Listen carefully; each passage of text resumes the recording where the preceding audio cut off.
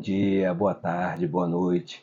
Hoje nós chegamos à regra 8 do resumo do livro do Jordan Peterson, 12 regras para a vida, que diz o seguinte: diga a verdade ou pelo menos não minta. Eu gosto sempre de complementar minhas leituras vendo o que outras pessoas falaram sobre o mesmo assunto, e para produzir esse vídeo eu também assisti ao da Brasil Paralelo, onde ele fala: a mentira não está ligada simplesmente ao ato de mentir, mas também, segundo o pessoal da Brasil Paralelo, e eu concordo, há uma falta de autenticidade. E essa falta de autenticidade causa um problema que nos nossos dias atuais é muito comum, chamado relativismo.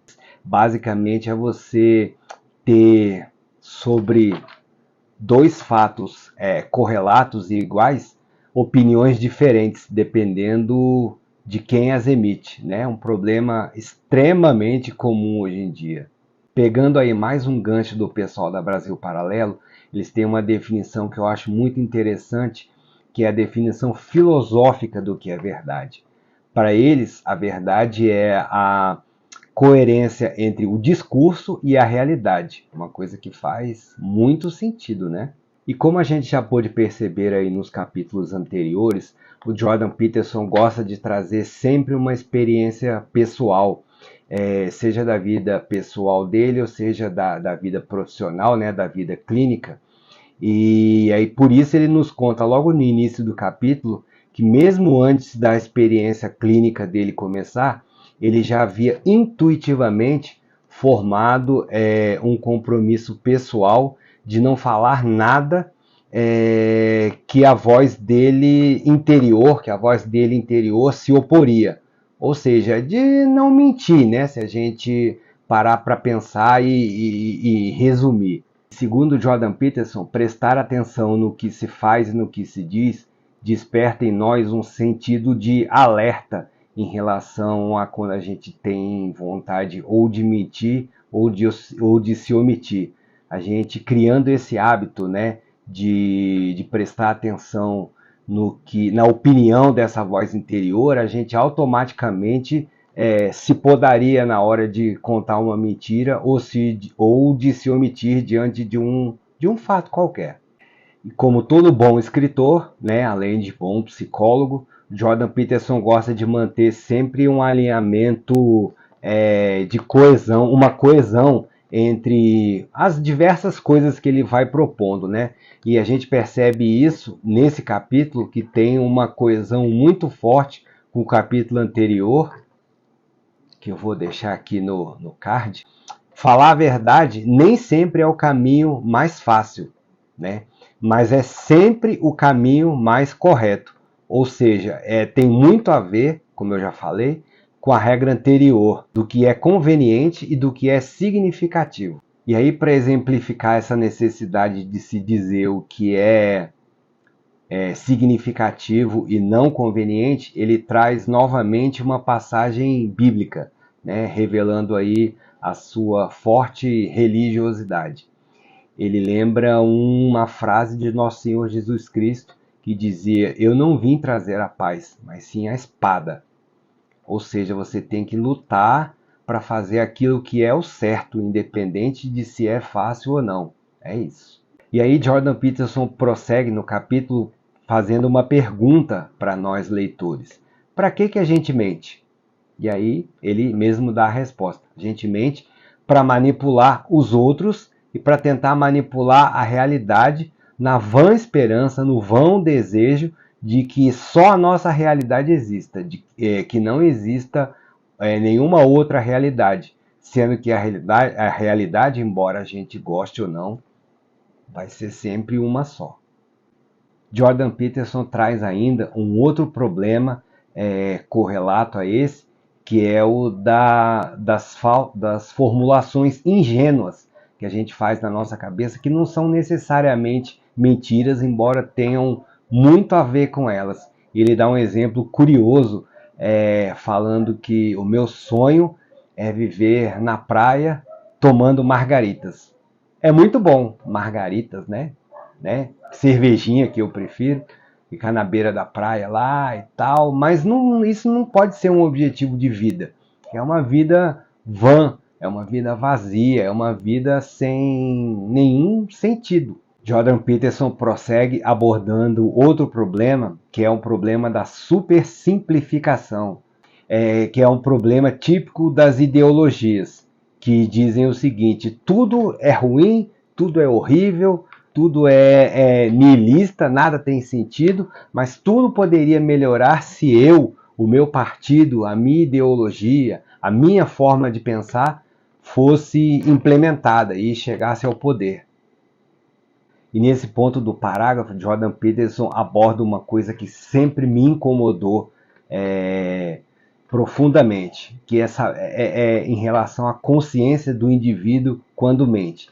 Ele alega peremptoriamente que o indivíduo sempre sabe quando está mentindo. Ele pode não ter consciência, não se lembrar mais, já não está mais consciente das mentiras que ele cometeu lá no passado, mas ele afirma categoricamente que ele sabia que era mentira quando ele cometeu essas mentiras. E aqui Jordan Peterson abre um pequeno parêntese para uma coisa que ele considera tão grave quanto a mentira, que é a omissão, ou seja, a gente não fazer aquilo que deveria ser feito. Também uma forte ligação com o capítulo anterior, né? Porque omissão é a gente tomar atitude que é mais fácil, mais conveniente, mas não é a mais relevante. E ele ainda dá uma opinião dizendo que erroneamente as pessoas tendem a classificar a omissão como um pecado menos grave do que a mentira. Conceito com o qual o Jordan Peterson não concorda. Ele acha que os dois estão no mesmo patamar. E ele ainda se aprofunda mais um pouquinho nisso, dizendo que você se esconder dos seus problemas não o livra desses problemas. E pior ainda, suprime as suas potencialidades. Se você não se revela para os outros, não se revela para si mesmo. Ele conclui aí essa parte do capítulo, ele dá esse fechamento. Ele traz um motivo para que a gente se exponha a novas situações. É um motivo biológico, que a exposição, segundo ele, a novas situações forma novos genes no sistema nervoso central, ou seja, é bom para a nossa cabeça, para o nosso cérebro, para o nosso intelecto. Denunciando a verdade como insuficiente e o homem honesto como iludido. E aí eu fiz um parêntese aqui, que é meu, que não está no livro, mas que é uma situação em que a gente vê muito hoje em dia, das pessoas fazendo chacota com o homem de bem, com o cidadão de bem, como se ser cidadão de bem hoje em dia fosse um demérito para alguém, uma inversão absurda e total de valores, né? Ser cidadão de bem é o correto, é o certo, mas as ideologias distorcem o negócio assim em 180 graus. Jordan Peterson prossegue falando da omissão, dando um exemplo que parece pequeno, parece simples, mas que pode ter consequências desastrosas. É que você deve se levantar contra uma regra idiota, por exemplo, no seu local de trabalho. Por quê? Porque não fazer isso, quer dizer, se abster de lutar contra isso, vai favorecer ao criador, né? Ao criador da regra. E isso fatalmente vai descambar para coisas como aqueles que pensam ao contrário de mim devem ser extirpados. Já ouviu isso em algum lugar? Pois é. Jordan Peterson mais uma vez usa exemplos de grandes personalidades para ilustrar aquilo que ele está falando, personalidades inclusive de quem eu já falei em outros vídeos.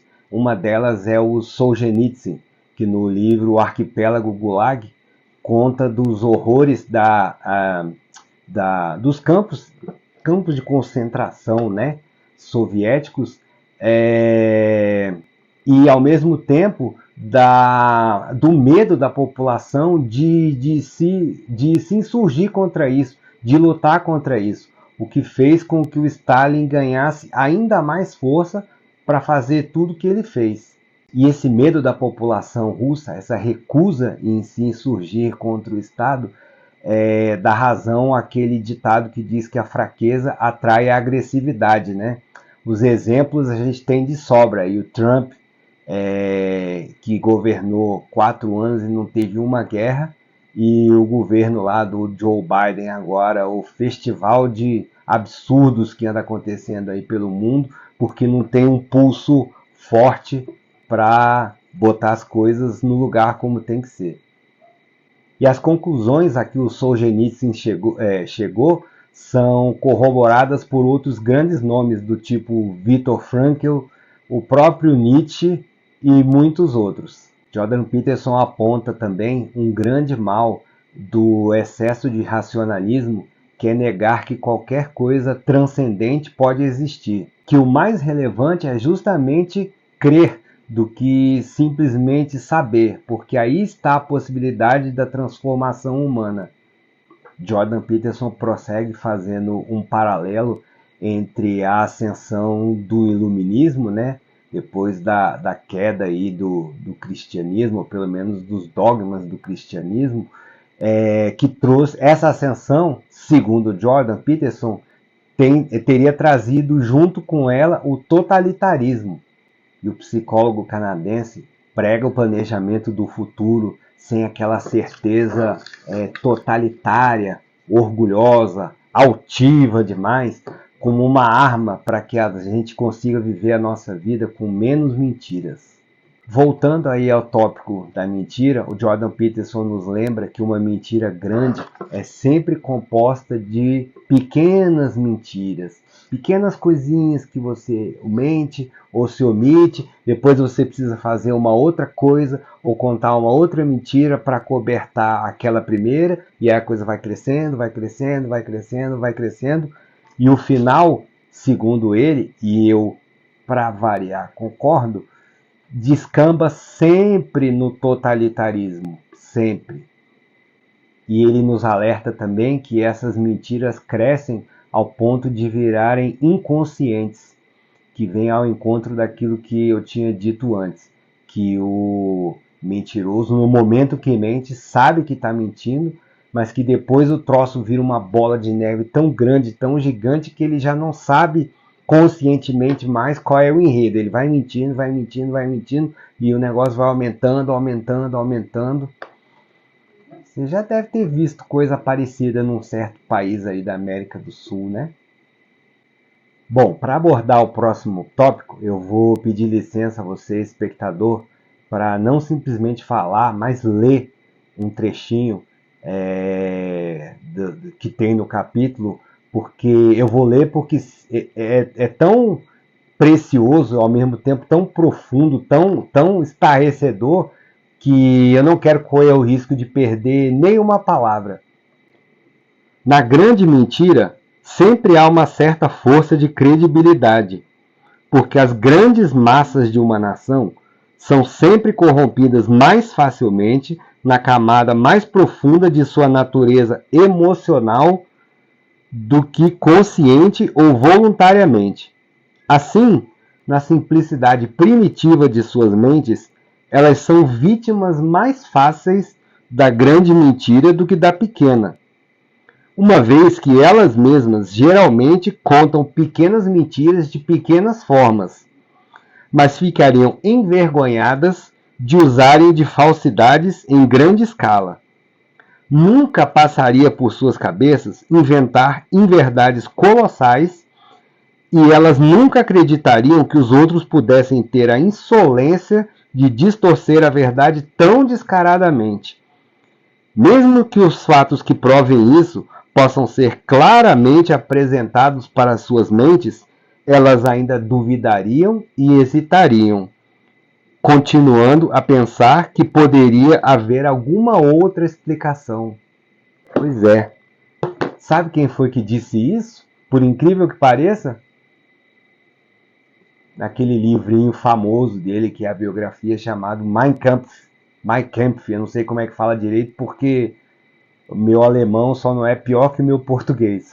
Mas é isso, é o Mein Kampf.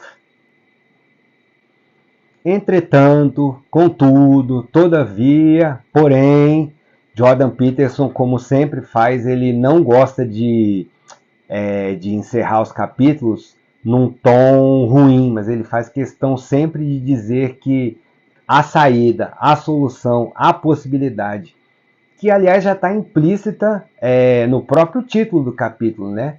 Que é dizer sempre a verdade ou pelo menos não mentir. Mas ele vai mais um pouquinho além, dando uma mensagem de esperança aí para os leitores. Que o homem pode fracassar ao tentar buscar a verdade, mas só a busca pela verdade tornará o seu caráter mais resiliente e vai fazer com que a sua vida seja facilitada e seja melhorada. No paraíso, todos dizem a verdade.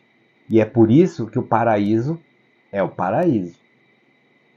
E fechando esse capítulo de número 8, eu trago para vocês uma reflexão que não é do Jordan Peterson, mas poderia muito bem ser, porque tem a ver com o que ele já falou ao longo do capítulo, que é uma frase de Nosso Senhor Jesus Cristo, na qual eu pensei quando eu estava preparando o resumo desse capítulo.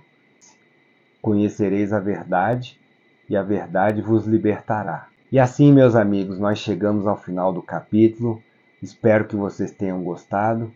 Como sempre, eu espero os comentários de vocês. Peço que vocês se inscrevam no canal se ainda não são inscritos, curtam o vídeo, comentem aqui abaixo, divulguem para os seus amigos. Obrigado e até a próxima.